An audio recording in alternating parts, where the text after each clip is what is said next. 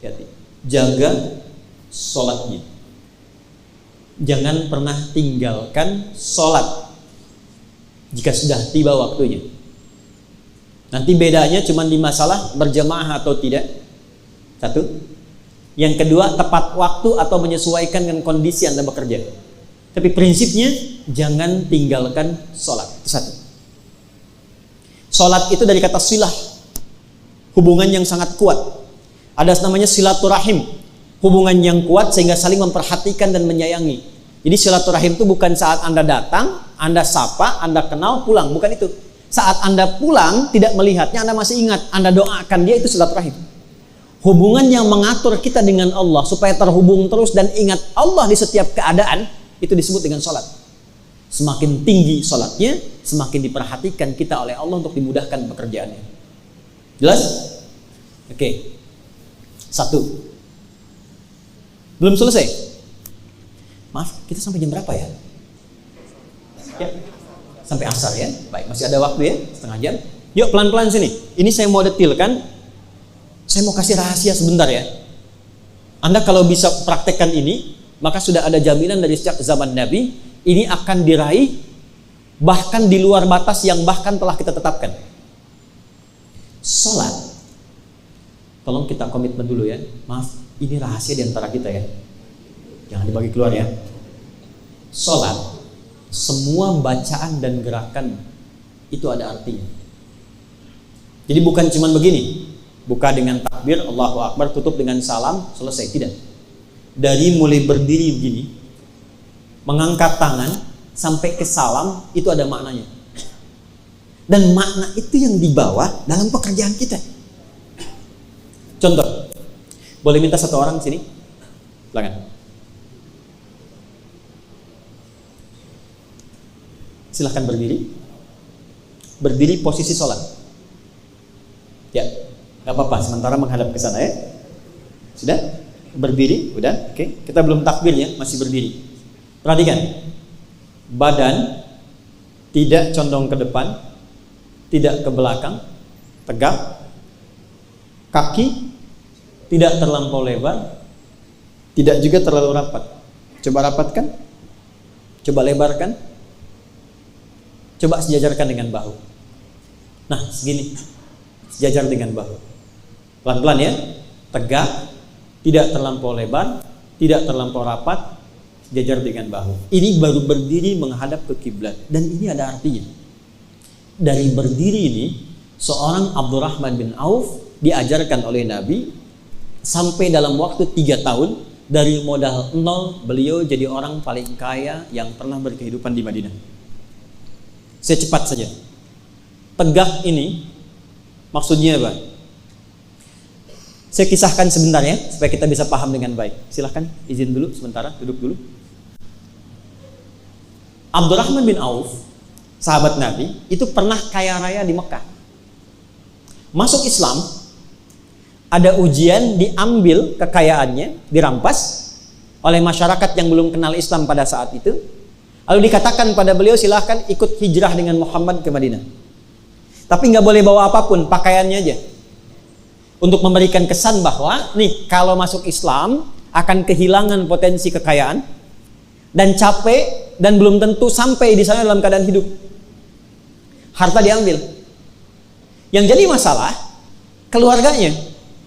Maka dikatakan kepada istri dan keluarganya, kalau ingin ikut suami, silahkan ikut, cuman bawa pakaian, pergi ke Madinah, jarak kurang lebih 400 km. Tapi kalau Anda tinggal di sini, maka semua harta suami akan diberikan, dan silahkan pilih laki-laki paling tampan yang ada di Mekah, kami fasilitasi pernikahannya. Sebentar ya. Kalau ibu-ibu yang sekarang atau yang perempuan diberikan pilihan dalam posisi seperti istrinya Abdurrahman bin Auf, ikut suami kehilangan harta dan jalan dengan pakaian, belum tentu selamat, atau tinggal di Mekah mewarisi semua kekayaan suami dan boleh pilih laki-laki tertampan yang ada di Mekah. Pilih mana? Ikut atau tinggal? Jangan dengarkan bisikan yang tidak jelas. Alladzi yuwaswisu fi sudurin nas. Tinggal atau ikut?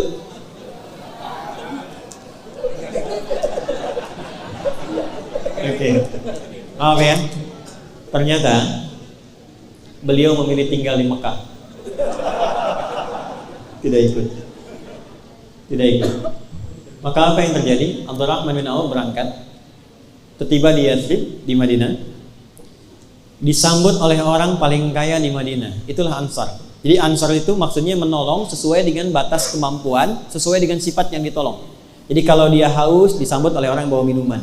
Dia lapar, disambut oleh orang bawa makanan. Ini orang pernah kaya, jatuh fakir, maka disambut oleh orang paling kaya lagi di Madinah. Karena diduga khawatir jatuh fakir, kehilangan kebiasaannya, lantas ada stres dalam dirinya. Ya, kan rumusnya begitu kan di fisika? F1 sama dengan F2 kan? Gaya gerak sama dengan gaya dorong. Apa yang masuk itu yang keluar kan?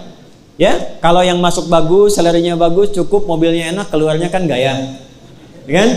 Kalau masih kurang, keluarnya nunduk, tawadu, kemudian sedekah gitu kan? Ya kan? Tapi kalau semakin tinggi, gayanya tinggi, persamaannya kan hukum Pascalnya F berbanding lurus dengan P kan?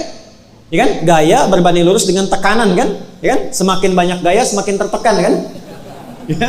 Nah, ini khawatir kan? Kekayaan yang tinggi, gayanya tinggi, jatuh fakir, gaya belum hilang. Maka apa kata orang kaya ini? Akhil karim, khudnis sanari.